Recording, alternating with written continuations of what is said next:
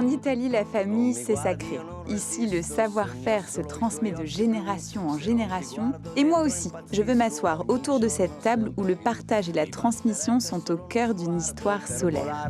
Tout le monde a son propre lien avec la pâte, c'est une vraie histoire de famille. Et vous allez voir que chez Garofalo, on est maître pastier de père en fils. C'est parti. Pour continuer ma découverte, j'ai rendez-vous avec le chef de famille, celui qu'on appelle lo spirito della pasta. Vous êtes un petit peu tombé dans les pâtes quand vous étiez petit. Est-ce que vous vous souvenez encore de votre premier souvenir de pâtes? Il primo ricordo della pasta è il primo ricordo del cibo che io abbia mai mangiato, e poi forse il primo ricordo della pasta si collega a mio nonno, che era già produttore di pasta. Vous êtes trop modeste pour dire que c'est la meilleure pâte du monde, mais en tout cas, comment on arrive à ce résultat aussi unique?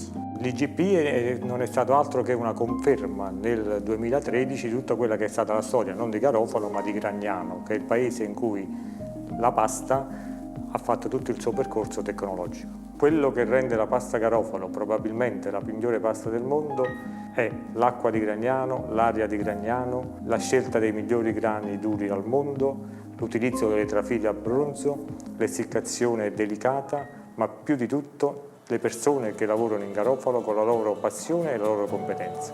Merci Monsieur Ménat de m'avoir conté cette histoire. Passons maintenant à l'ombre du verger du Tenuta Nannina, un endroit où l'expression de la terre à l'assiette prend tout son sens grâce à son chef et sa cuisine naturelle. Et moi j'ai quand même hâte de goûter à ces pâtes exceptionnelles avec la star locale, le citron.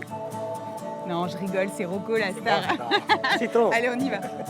On y va. Alors la première chose, on va mettre la pâte.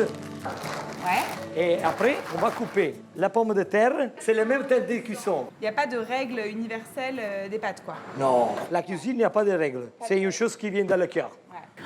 On va se régaler là. Ah, tu mets du citron? Non, oui, à la directement? moitié de la cuisson de la pâte, on met encore des parfums, on met Super. des citrons.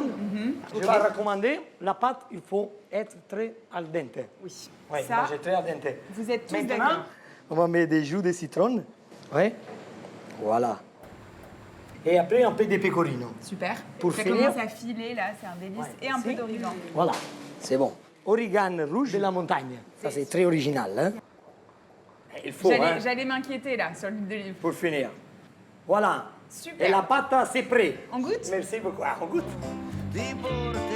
C'est délicieux. Mais Pas oui, beaucoup c'est de très sel. bon. Il y a le goût du fromage, Voilà. de la pomme de terre, l'acidité du citron. Ouais. C'est une pâte fantastique. Entre passion et tradition, tout le monde se retrouve autour d'une bonne assiette de pâtes. Dans le prochain épisode, je vais enfin découvrir les secrets d'une pâte qui reste toujours al dente.